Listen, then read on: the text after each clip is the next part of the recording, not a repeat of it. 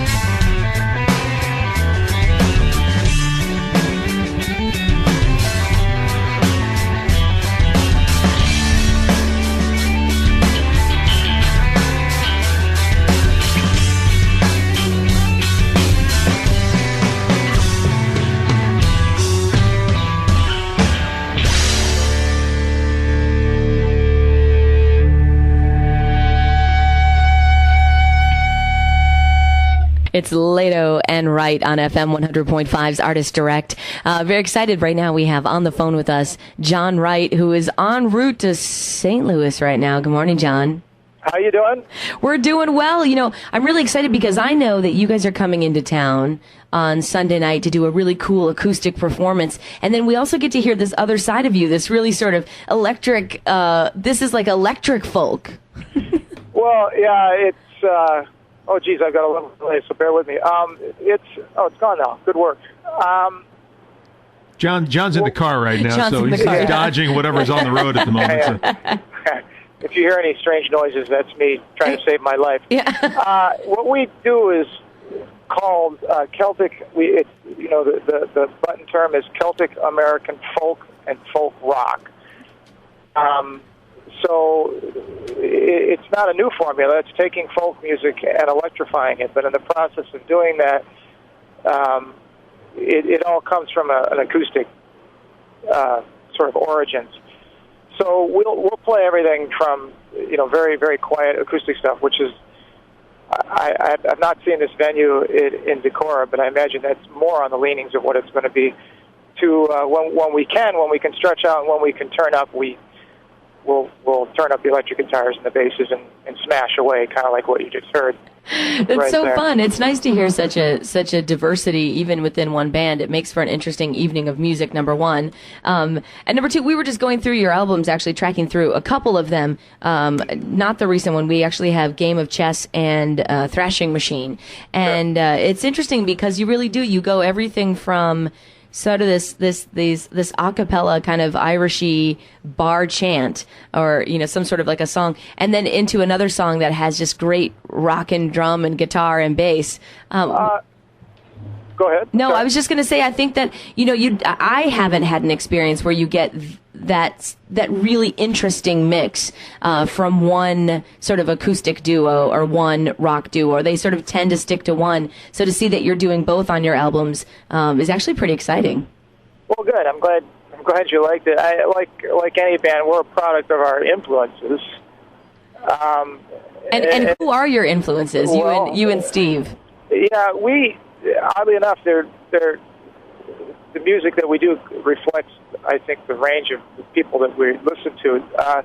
And in our bio, which whatever is something that every band needs in the music business, it says with everything from Pete Seeger to King Crimson. So are you familiar with Pete Seeger?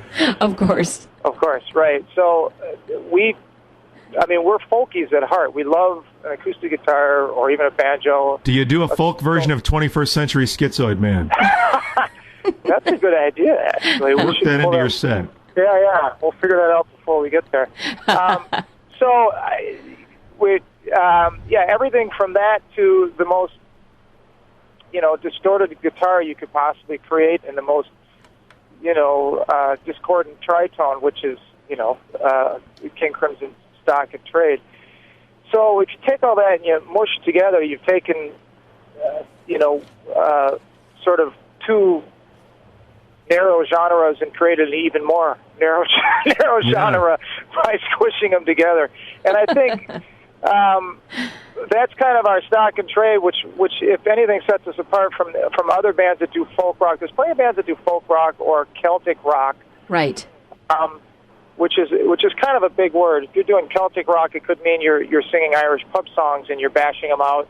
Nothing wrong with that. That's more on the lines of your Flogging Molly or your Dropkick Murphys, which is a whole genre unto itself, or a whole movement. Absolutely. And that's called Celtic rock as well. But I think the difference with us is that we're more on the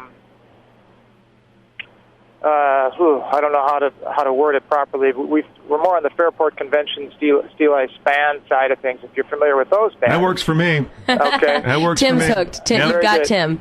Yeah, those are a couple of obvious big influences. But when you add the progressive rock side into it, that's what I think sets at least Lehto Wright apart from most of the rest. In that we're doing essentially progressive rock arrangements.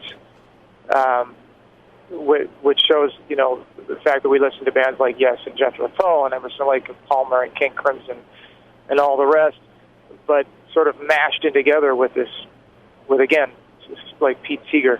we do a number, like on Game of Chess, there's a Pete Seeger song, at least one.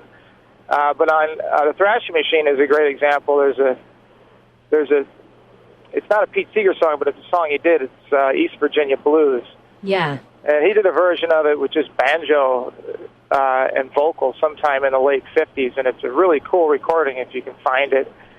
And it's our version is essentially inspired by his version. Of course, our version is 10 minutes long and has all kinds of electric guitars.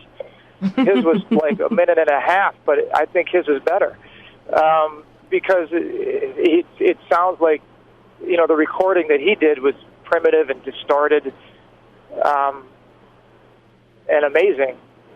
So we're just trying to emulate that vibe with with whatever skills and technology we have,